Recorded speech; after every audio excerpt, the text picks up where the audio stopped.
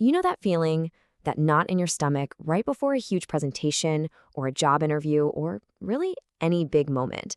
That jolt of anxiety that gets your palms sweating and your heart just pounding in your chest? Yeah, we all get it. And honestly, it can be totally paralyzing. And this quote from Becky Kane it absolutely nails it, doesn't it? We're all living with this weird internal conflict. Our logical, rational brain knows that failure is just part of the game, it's a learning experience, but our irrational gut-level fear is screaming the complete opposite. It's this battle that most of us are fighting, every single day.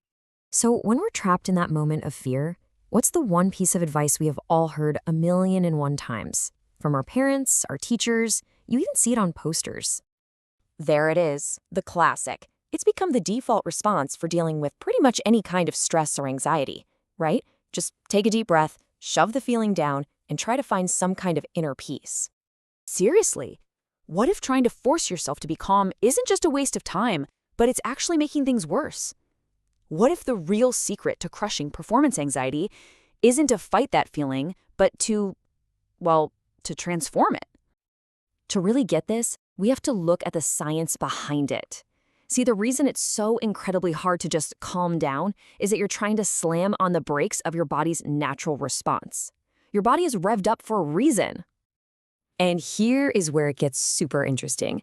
On a purely physiological level, anxiety and excitement are basically identical. They're both what we call high arousal states. Your heart beats faster, cortisol is pumping, your body is primed and ready for action. The only real difference is the story you tell yourself about that feeling. One story is a threat. The other is an opportunity. They are literally two sides of the exact same coin.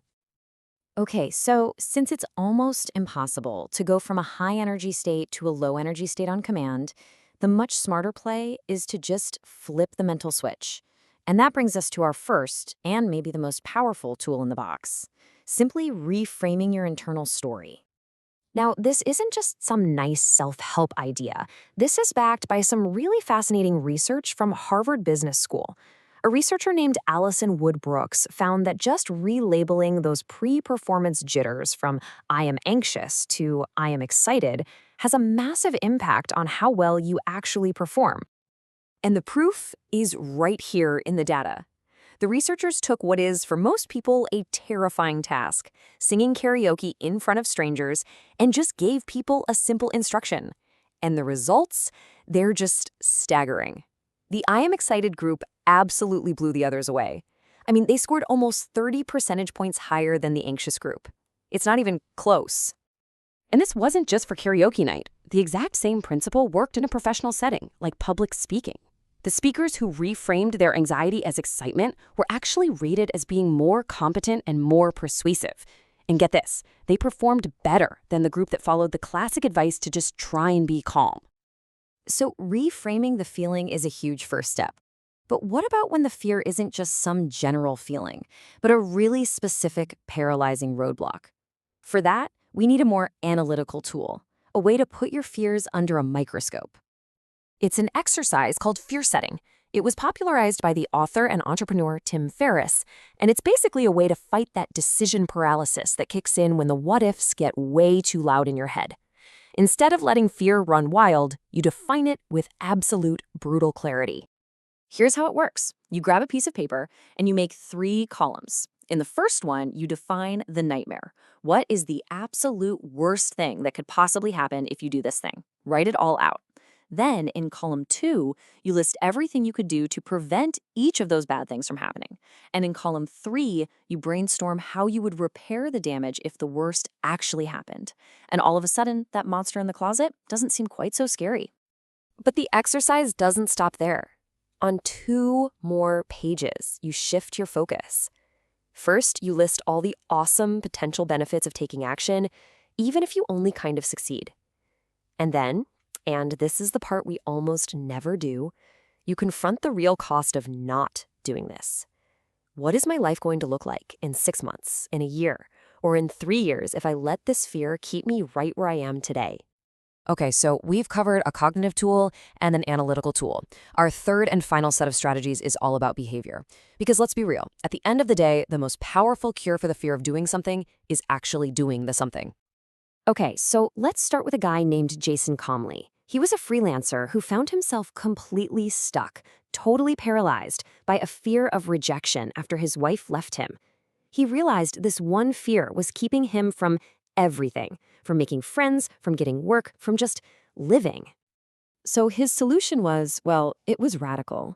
He turned his biggest fear into a game he called rejection therapy. The only rule was this: he had to get rejected by someone at least once every single day. He started asking strangers for crazy things, for rides, for big discounts, anything that would probably get him a no. And by actively seeking out rejection, he basically desensitized himself to it. He realized the fear was just a story, and you know what? Most people were actually pretty nice.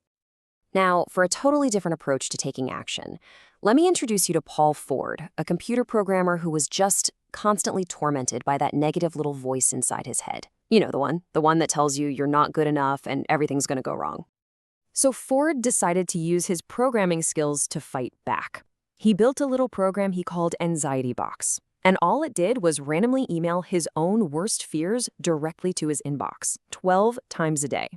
Things like, history will forget you, or people think you have a weird nose. By externalizing his anxiety, by literally seeing it show up in his inbox, he realized how repetitive and, frankly, how ridiculous it all was. It turned his personal horror movie into a comedy. And as he put it, he realized he'd been wasting a lot of time with that little son of a bitch.